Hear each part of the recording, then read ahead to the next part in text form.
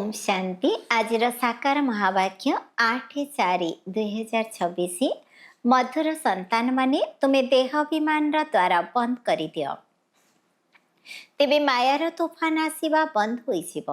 प्रश्न जेउ पिला मानकर बुद्धि विशाल अटे से मानकर लक्षण गुड़िक शुणाओ।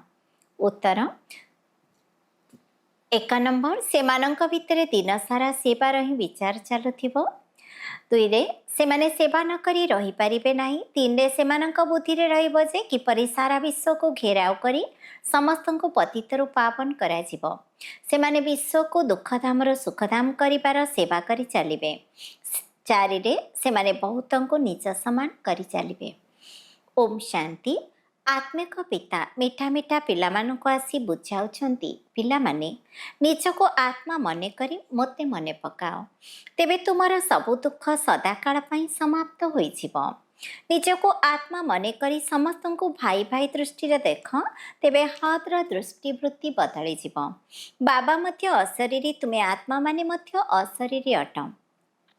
बाबा आत्मा मानू ही देखुचंती समस्त आत्मा निजर अकाल तखत अर्थात भ्रुकुटी सिंहासन रे विराजमान अछंती। तुमे मध्य आत्मा भाई भाई दृष्टि रे देख एथिरे बहुत मेहनत रही। देहाभिमान रे आसीबा द्वारा मायार तोफान आसुची।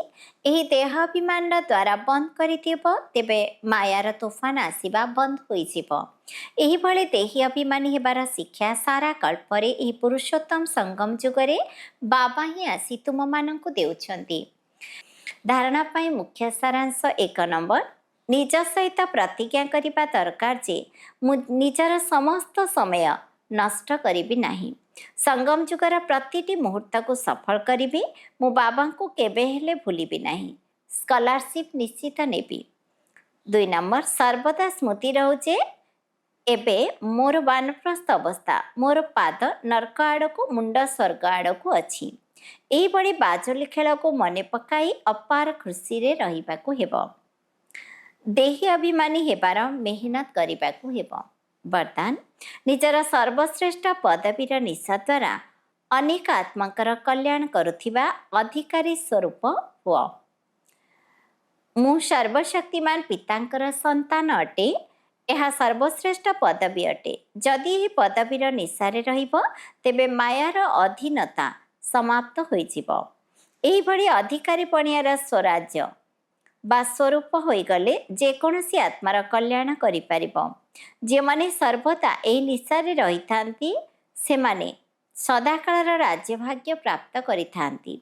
जदि यह अधिकारी पणिया को सर्वदा कायम रखिबो तेबे विश्व तुम निकटरे नतमस्तक हेबो। तुम्हें काहा पाखरे नतमस्तक हेबो नाही।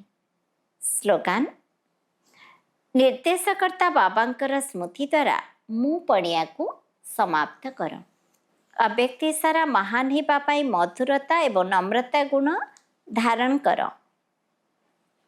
मधुरतार गुण द्वारा बाबांकर निकटवर्ती होइथिबार साक्षात्कार कराओ।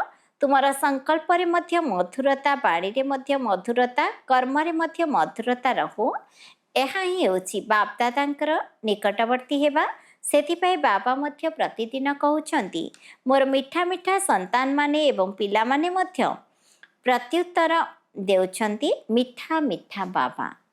प्रतिदिन ए मधुरतापूर्ण बाणी ही तुमको मधुर करि देउछि। ओम शांति।